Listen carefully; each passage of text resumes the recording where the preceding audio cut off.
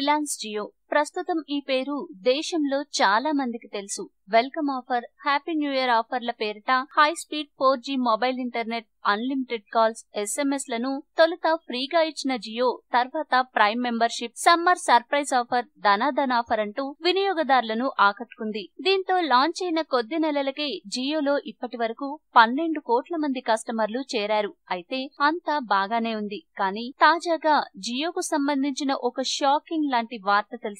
అదేంటంటే జియోలో ఉన్న 12 కోట్ల మంది కస్టమర్ల డేటా లీక్ అయిందట. అవును, మీరు విన్నది నిజమే. జియోలో ఉన్న 12 కోట్ల మంది కస్టమర్లకు చెందిన ఫోన్ నెంబర్లు, అడ్రస్లు, మెయిల్ ఐడీలు, ఆధార్ నెంబర్లు కూడా లీక్ అయినట్టు కొందరు యూజర్లు సోషల్ మీడియాలో పోస్టులు పెట్టారు. వాటిల్లో magicapk.com పేరిట ఓ వెబ్సైట్ లింక్ ను కూడా వారు ఇచ్చారు. ఇదే వెబ్సైట్ లో జియో యూజర్ల డేటా ప్రత్యక్షమైందని వారు పోస్టుల్లో రాశారు. దీంతో దేశవ్యాప్తంగా ఈ వార్త సంచలనమైంది. ఈ క్రమంలో చాలా మంది ఆ వెబ్సైట్ ను ఓపెన్ చేసి నిజంగా తమ డేటా లీక్ అయిందా లేదా అని చెక్ చేసుకున్నారు కూడా. కొందరికి వివరాలు ఆ సైట్ లో ప్రత్యక్షమైనట్టు కూడా తెలిసింది. అయితే సర్వర్ లోడ్ ఎక్కువ అవడం వల్ల ప్రస్తుతం ఆ వెబ్సైట్ సస్పెండ్ అయిన స్థితిలో ఉంది. కాగా జియో మాత్రం తమ యూజర్ల డేటా లీక్ అవ్వలేదని, వారు ఆందోళన చెందాల్సిన పనిలేదని, డేటా సురక్షితంగానే ఉందని చెప్తోంది. అయితే ఈ విషయంపై లా ఎన్ఫోర్స్మెంట్ అధికారులతో కలిసి ఇప్పటికే విచారణ చేపట్టామని జియో ప్రతినిధులు వెల్లడిస్తున్నారు.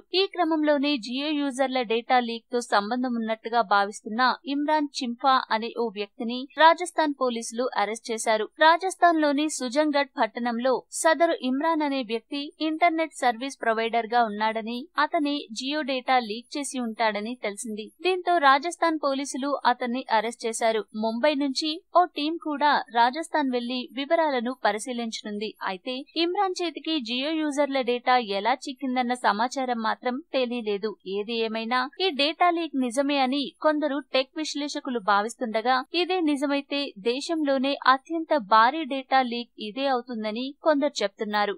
ఈ వీడియో మీకు నచ్చితే లైక్ చేయండి, అందరికీ షేర్ చేయండి, కానీ సబ్స్క్రైబ్ చేయడం మాత్రం మర్చిపోకండి.